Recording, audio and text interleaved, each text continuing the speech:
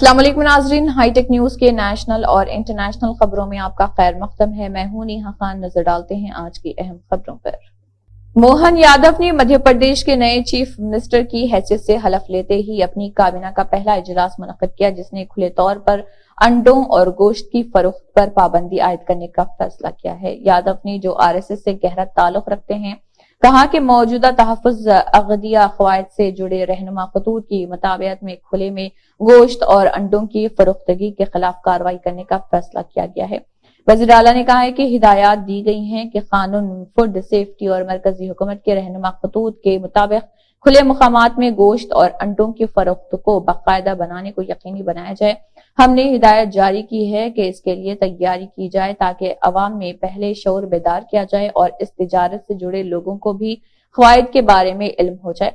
ये कार्रवाई मुनासिब अवामी शऊर बेदारी इक़दामात के बाद की जाएगी। यादव हुकूमत ने मंजूरा हुदूद और वक्त से मुतजावज इस्तेमाल पर भी इम्तना आयद कर दिया है। चीफ मिनिस्टर ने अपनी पहली प्रेस कॉन्फ्रेंस में कहा कि लाउड स्पीकर के इस्तेमाल पर सुप्रीम कोर्ट के रहनुमा खतूत के मुताबिक इम्तना आयद किया जाएगा।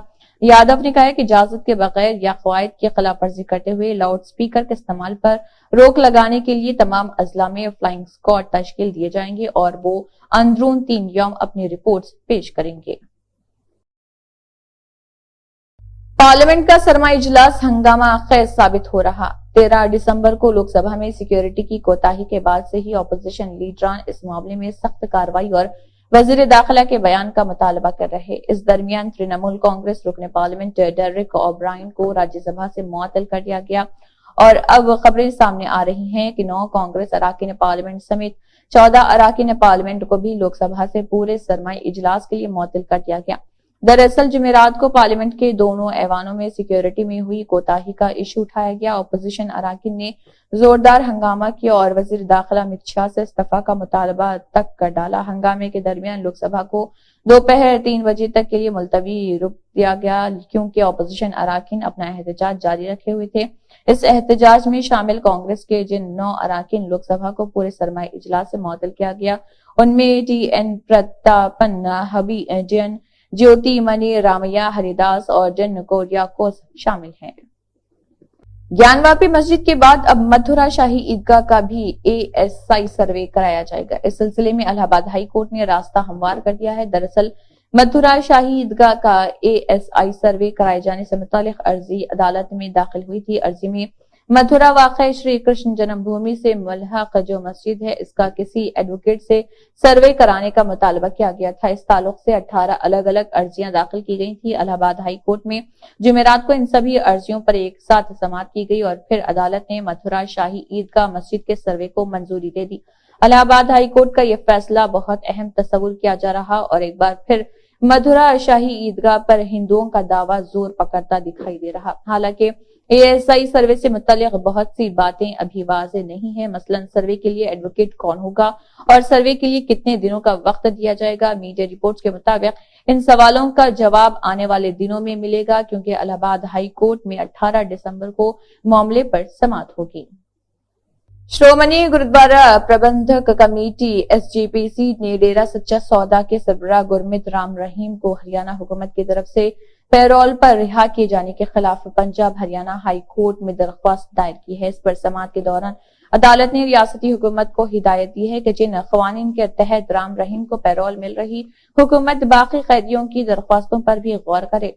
टाइम ऑफ इंडिया के मुताबिक हाई कोर्ट ने रियासती हुकूमत से यह भी कहा है कि वो ये बताएं कि क्या राम रहीम जैसे जुराइम वाले जेल के कैदियों को क़वायद के तहत पैरोल दी गई है। इस हवाले से अदालत ने कैदियों की दरख्वास्तों पर हुकाम की जानिब से किए गए फैसलों से मुत्तलिक रिपोर्ट पेश करने की हिदायत की। कायम मकाम चीफ जस्टिस रेतु बहरी और जस्टिस निधि गुप्ता की डिवीजन बेंच ने एसजीपीसी की तरफ से दायर दरख्वास्त की समाअत करते हुए ये अहकामात जारी किए। कांग्रेस ने जुमेरात को बीजेपी आईटी सेल पर पार्लियामेंट की सिक्योरिटी की खिलाफ वर्जी से तवज्जो हटाने का बेताबी से इंतजार करने का इल्जाम आयद किया और कहा कि हैरान कुन तरीके से लोक सभा की सिक्योरिटी में नकब लाने वाले दरांदाजों को मैसूर से बीजेपी के रुकन पार्लियामेंट प्रताप सिम्हा पार्लियामेंट तक रसाई फराहम की थी। एक्स पर एक पोस्ट में कांग्रेस जनरल सेक्रेटरी मौसलात जयराम रमेश ने कहा, बीजेपी आईटी सेल दो हकायक से तवज्जो हटाना चाहती है। पार्लियामेंट की सिक्योरिटी में बहुत संगीन खिलाफ वर्जी हुई है और ये कि सिक्योरिटी में नकब लगाने वाले दरांदाजों को मैसूर से बीजेपी के रुकन पार्लियामेंट प्रताप सिम्हा ने रसाई फराहम की थी। दिल्ली एनसीआर के लोगों को जुमेरात की सुबह महंगाई का बड़ा झटका लगा, क्योंकि दारुल हुकूमत दिल्ली और मुल्हिका नोएडा और गाजियाबाद में सीएनजी की कीमतों में इजाफा किया गया।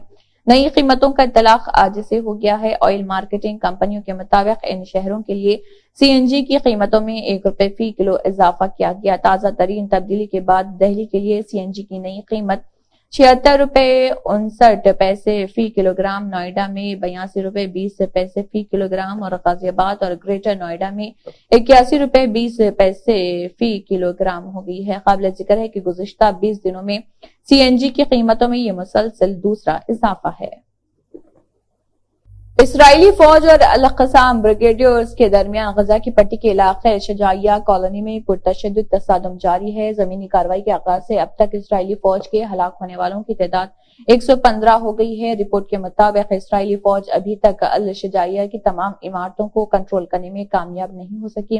खासतौर पर चूंकि अल-क़साम ब्रिगेडियर्स को पड़ोसी कॉलोनियों की हिमायत भी हासिल है, इसराइली जमीनी अफवाज की मौजूदगी के दौरान फजाई मदद भी नामुमकिन रही। इसराइली फौज ने तस्लीम किया कि गोलानी ब्रिगेड के कमांडर और सिपाही गजा शहर के मशरिक में वाक़ शजाइया कॉलोनी में अल-क़स्बा के इलाके में फलस्तीनी जंगजुओं के साथ गर्मा गर्म लड़ाई के दौरान मारे गए हैं।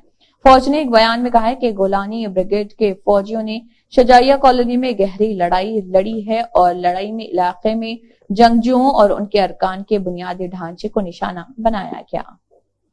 बल्दिया कमिश्नर रोनाल्ड रोज ने अवाम को मशवरा दिया है कि जिनके नाम वोटर लिस्ट में शामिल नहीं है और जिनकी उम्र 18 साल मुकम्मल हो चुकी है, वो 1 जनवरी से अपने नाम इलेक्शन कमीशन के वेबसाइट ceo.telangana.nic.in पर ऑनलाइन या ऑफलाइन दर्ज करवाएं। अगर नाम में गलती है तो दुरुस्त करने के लिए फॉर्म की तकमील करके रजिस्ट्रेशन करें। आइंदा साल 2024 जनवरी से नामों का इंदराज का आगाज होगा। इस सिलसिले में ERO ऑफिसर्स 20 दिसंबर तक या 1 जनवरी फहरिस्त राय दहिंदगान की तनकीद का काम शुरू कर रहे। उन्होंने कहा है कि इंटीग्रेटेड ड्राफ्ट इलेक्टोरल रूल 6 जनवरी को शाये किया जाएगा। दावा और एतराजात की 6 जनवरी 2 फरवरी तक वसूल की जाएगी। फाइनल वोटर लिस्ट 8 फरवरी 2024 को जारी की जाएगी।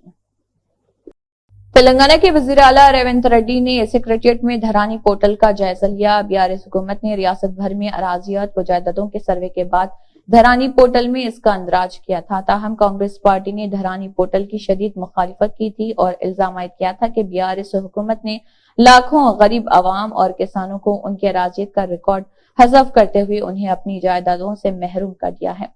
रेवंत रेड्डी ने कहा था कि कांग्रेस बरसरे इख्तिदार आने पर धरानी पोर्टल को बर्खास्त कर दिया जाएगा और रिकॉर्ड को बाकायदा बनाते हुए नया पोर्टल तैयार किया जाएगा।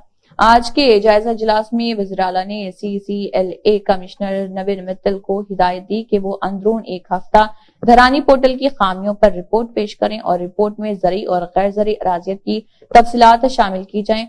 वज़ीर आला ने धरानी पोर्टल के ऐप की सिक्योरिटी से मुतल्लिक भी दरियाफ्त किया। उन्होंने अहदेदार को हिदायत दी है कि वो धरानी पोर्टल के मामलात पर होने वाली तनकीदों के बारे में आदाद व शुमार के साथ तफसीलात पेश करें।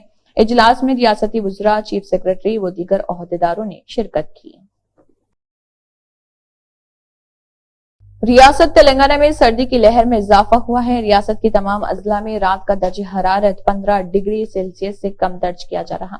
एजेंसी इलाकों में सर्दी की लहर मजीद शदीद है। आदिलाबाद में कई मुकामात पर कोहर की घनी चादर देखी जा रही, जिससे गाड़ी सवारों को मुश्किल सूरत हाल का सामना करना पड़ रहा। 30 अजला में रात के दर्ज हरारत में गिरावट दर्ज की गई है। खम्मम, वनापट्टी, सूर्यापेट में दर्ज हरारत 16 डिग्री सेल्सियस दर्ज किया गया। आसिफाबाद के सिरपुर में अकल तरीन दर्ज हरारत 10.8 डिग्री सेल्सियस दर्ज किया गया। महकमे मौसमियात ने कहा है कि आइंदा 3 दिनों तक इसी तरह की सूरत हाल रहेगी। रियासती दारुल हुकूमत हैदराबाद में भी درجہ حرارت میں گراوٹ درج کی گئی ہے۔ راجندر نگر، پٹنچیرو، حیات نگر، قطب اللہ پور، سکندرآباد میں اقل ترین درجہ حرارت 15 ڈگری سیلسیس درج کیا گیا۔